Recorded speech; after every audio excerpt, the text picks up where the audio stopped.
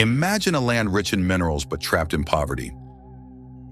For decades, foreign corporations mined gold, uranium, and other resources from Africa's Sahel region, while local populations saw little benefit. Today, a new generation of young, visionary leaders in Mali, Burkina Faso, and Niger are rewriting that story.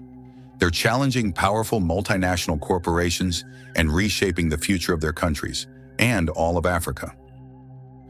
In this video, we'll look at how Captain Ibrahim Traore, Colonel Assimi Goïta, and General Omar Tchiani are leading an economic revolution that's breaking away from foreign exploitation. They're turning the tables on international corporations, arresting top executives, and reasserting control over Africa's resources.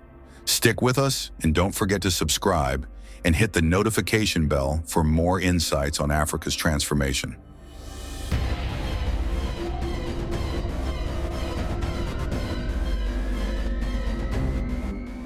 Now let's dive in.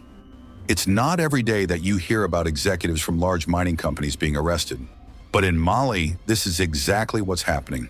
Just recently, Mali's government detained the CEO and 2 executives from Resolute Mining, an Australian-based mining company, as part of a crackdown on foreign corporate exploitation. This wasn't an isolated incident. Earlier this year, officials from Barrick Gold, the second largest gold mining company in the world, were also arrested. The reason? These companies had amassed huge debts in unpaid taxes, totaling hundreds of millions of dollars. They were refusing to pay Mali what it was owed, and the government took action. Western media outlets, however, have twisted the story, framing Mali's crackdown as targeting European nationals. They refuse to recognize this as an economic revolution. But let's make one thing clear. This movement isn't about targeting people. It's about reclaiming African wealth. For years, foreign corporations have paid minimal taxes while extracting billions in resources. These resources power economies in Europe and North America, yet leave African countries impoverished. The latest arrests are part of a larger movement led by Mali's Assimi Goïta, Burkina Faso's Ibrahim Traore, and Niger's Omar Tchiani, 3 leaders determined to shift the balance of power. Together, they're creating a new economic order in the Sahel. They're standing up against outdated mining agreements made during the colonial era that allowed corporations to take what they wanted without fair compensation. Traore, Goïta, and Tchiani are demanding that these companies increase their royalty payments, giving a greater share back to the people of Mali, Burkina Faso, and Niger. To understand the significance of this movement, let's rewind a bit.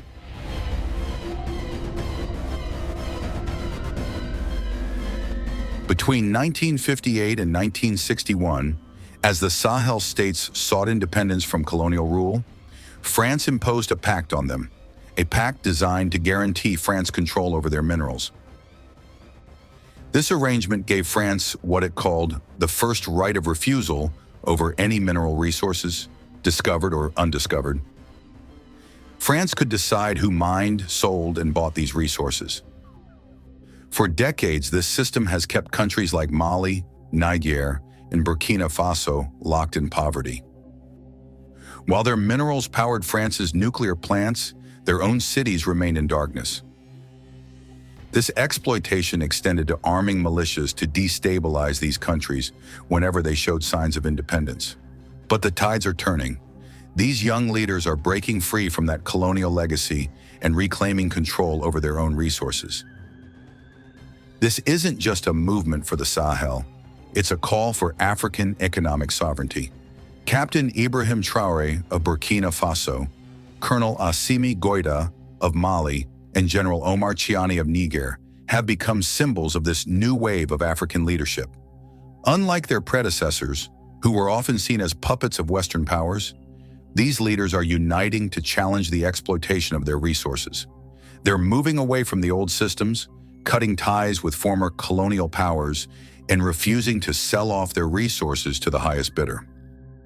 In Burkina Faso, Traore has already taken drastic measures, including banning the export of unprocessed gold and minerals to Europe and the United States. He's revoked licenses from several foreign mining corporations and is working to develop domestic mineral processing plants. The goal?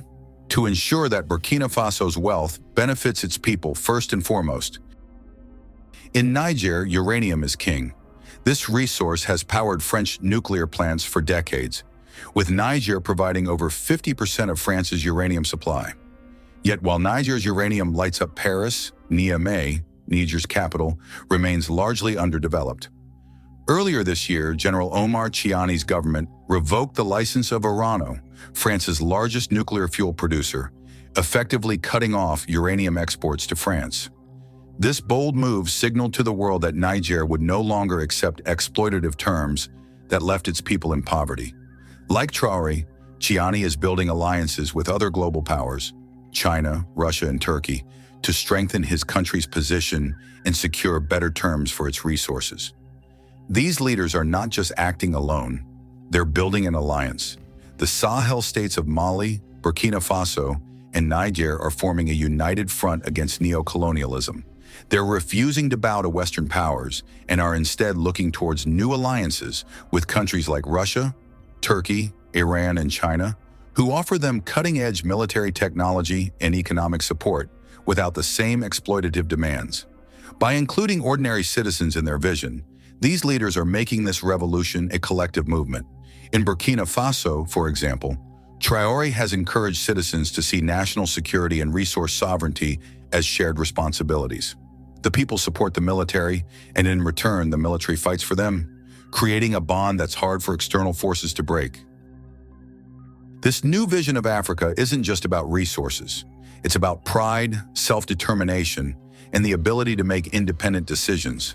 Traore, Goïta, and Tchiani are showing that African leaders can reclaim their resources, demand fair deals, and reject old colonial systems.